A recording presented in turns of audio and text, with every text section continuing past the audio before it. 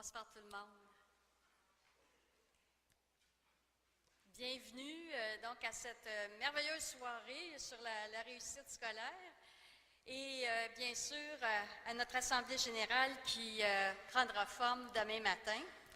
Alors, vous l'attendiez avec impatience, mesdames et messieurs, c'est avec grand plaisir que je vous présente notre premier invité de la soirée.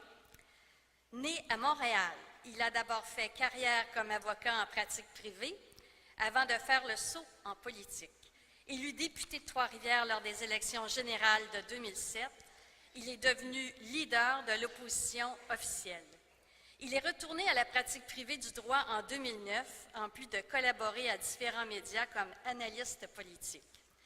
Recruté par le bureau du premier ministre Philippe Couillard comme directeur de la planification stratégique en 2014, il a refait le saut en politique pour devenir député de Jean Talon lors d'une élection partielle en juin 2015. D'abord nommé ministre de la Famille en janvier 2016, il est également depuis le 22 février dernier ministre de l'Éducation, du loisir et du sport, ainsi que ministre responsable de la région de la Gaspésie, les Îles-de-Madeleine.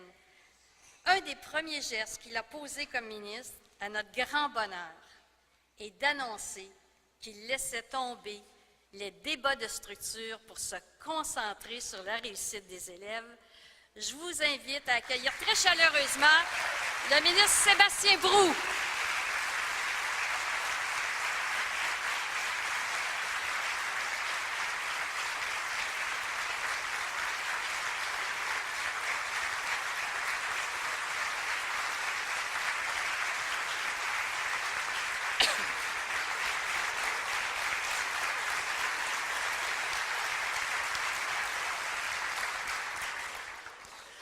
Alors, bonsoir à tous. Très heureux d'être ici avec vous. Alors, Madame Bouchard, merci pour les présentations. Monsieur Flibot, tous les membres de la Fédération des commissions scolaires du Québec. Je sais qu'il y a des représentants, Monsieur Marcus, il y a des représentants de l'Association des commissions scolaires anglophones et les élèves du réseau École des médias du Québec, que j'ai salué tout à l'heure. Alors, je vous remercie de m'accueillir aujourd'hui à votre Assemblée générale annuelle et me donner l'occasion de poursuivre avec vous un dialogue que je qualifie de constructif, que nous avons entamé depuis ma nomination. J'ai voulu établir ce climat d'échange ouvert, sain et respectueux dès mon entrée en poste. Il y a à peine 3 mois, comme ministre de l'Éducation, du loisir et des sports, comme l'indiquait Mme Bouchard précédemment. Les échanges auxquels j'ai participé jusqu'à maintenant ont été particulièrement enrichissants pour moi, que ce soit lors des rencontres avec plusieurs d'entre vous, lors de mes nombreuses visites d'école. Vous savez, je fais à l'intérieur même des travaux parlementaires, au moins une visite d'école par semaine dans le Québec, ou à l'occasion des consultations particulières sur le projet de loi 86. D'ailleurs, j'étais dans une école à Saint-Casimir cet après-midi avant de venir vous voir. D'abord parce que ces rencontres m'ont permis d'échanger avec de nombreux groupes et acteurs du milieu scolaire et d'entendre leur point de vue. À la lumière de ces échanges, un constat s'impose. Tous les intervenants veulent parler et entendre parler de réussite éducative. Les parents, les acteurs du milieu scolaire et l'ensemble des membres de la société civile souhaitent tous être partie prenante de la mobilisation. Je souhaite que le ministère de l'Éducation soit également partie prenante de cette mobilisation et je serai moi-même une partie importante, je le souhaite, avec vous de cette mobilisation. Je réitère ici devant vous qu'il est urgent de travailler tous ensemble à l'amélioration de la diplomation et la lutte au décrochage scolaire. Je suis profondément convaincu que les conditions sont réunies pour mener à terme une telle démarche. Les efforts que nous avons faits tous ensemble pour atteindre l'équilibre budgétaire ont porté fruit. C'est ainsi que le gouvernement investira dès cette année et pour 3 ans, en plus des sommes déjà consenties et investies en éducation, 1,2 milliard de dollars de plus au cours des 3 prochaines années. Et je le répète, c'est tant dans les services directs aux élèves que dans les infrastructures pour rénover nos écoles, ce qui pour moi est très important. Ce réinvestissement significatif nous donne donc de nouveaux leviers pour accompagner le plus grand nombre d'élèves sur le chemin de la réussite. Ciblant certaines interventions reconnues comme étant les plus efficaces pour soutenir la réussite des élèves, notre plan, bien sûr, rejoint les préoccupations des acteurs du milieu et des parents. Il s'articule autour de mesures qui, comme vous le savez, nous permettent d'agir tôt au meilleur endroit, de donner aux élèves le goût de réussir et de se dépasser et de leur offrir des milieux d'apprentissage sains et stimulants. Alors, résolument tournés vers l'avenir, nous voulons accélérer le virage vers la réussite.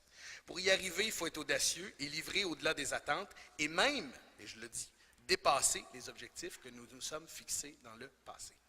C'est ce qui motive notre gouvernement et moi-même dans son projet visant à placer l'éducation en tête de ses priorités.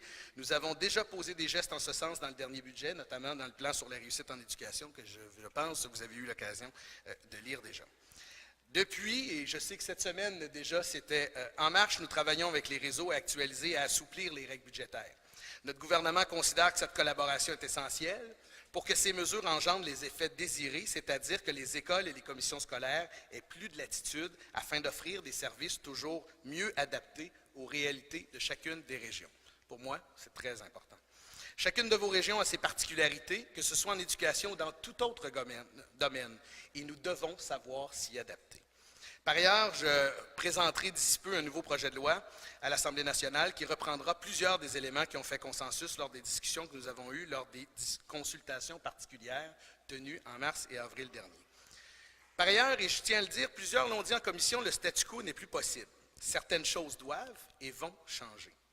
Je souhaite convier la population et tous les acteurs de l'éducation, vous en faites partie, à se mobiliser autour d'une première politique gouvernementale sur la réussite éducative.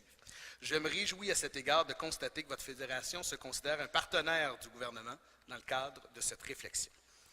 J'ai d'ailleurs récemment annoncé mon intérêt à explorer certaines pistes d'action qui, je l'espère, serviront de base à nos discussions et qui s'articuleront autour d'un milieu de vie propice à l'apprentissage et la réussite, de l'atteinte du plein potentiel de tous les élèves, et j'insiste, tous les élèves, des acteurs et des partenaires mobilisés autour de la réussite. Il faut également accorder une plus grande place à l'alphabétisation pour tous les Québécois qui le souhaiteront. C'est un message que je souhaitais vous lancer également. Il s'agit d'un choix porteur d'avenir sur le plan individuel comme sur le plan collectif. On le sait, l'éducation représente le plus puissant levier qui soit pour favoriser l'intégration sociale, l'accès au marché du travail et l'enrichissement économique. Rappelons-nous qu'une nation qui fait de l'éducation son projet de société est une nation qui s'enrichit, alors que celle qui ne le fait pas s'affaiblit. Le Québec doit pouvoir se comparer aux meilleurs en matière de réussite et de diplomation et susciter la plus vaste mobilisation qui soit. Je sais que je pourrai compter sur votre engagement et sur votre volonté pour mener les jeunes et les adultes, ce qu'on doit le dire, il ne faut pas les oublier, nous avons des adultes qui étudient et qui apprennent au sein de nos réseaux scolaires à réaliser leur plein potentiel. Beaucoup de travail nous attend dans les prochaines années et nous devons dès maintenant nous y attaquer. J'espère que la réflexion que vous mènerez cette fin de semaine durant ce congrès vous permettra d'identifier les actions que vous pourrez poser dans l'avenir pour contribuer à une plus grande réussite, à une meilleure diplomation de nos élèves et de nos adultes. Je termine en vous disant, Mme Bouchard y a référé tout à l'heure, on a fait le choix de mettre de côté les distractions et les divisions pour se concentrer sur notre objectif d'améliorer la diplomation et la lutte au décrochage scolaire. Aujourd'hui, je pense qu'on peut affirmer que ce sont les enfants et les adultes du Québec qui fréquentent et qui fréquenteront nos réseaux scolaires dans l'avenir qui ont gagné. Et au terme de nos efforts, moi je demeure convaincu qu'on pourra affirmer tous ensemble que c'est le Québec qui a gagné. Je tiens à vous remercier sérieusement de votre attention. Je vous souhaite un excellent congrès et je tiens à vous dire que je serai et je vais demeurer un partenaire avec tous les acteurs qui voudront que le Québec améliore son réseau d'éducation et soutienne tous les enfants et tous les adultes. Et j'essaierai, dans la mesure du possible, bien entendu, d'être toujours accessible parce que c'est ce que je pense est à la base de cette belle communication qui doit s'établir entre tous les acteurs de l'éducation. Merci.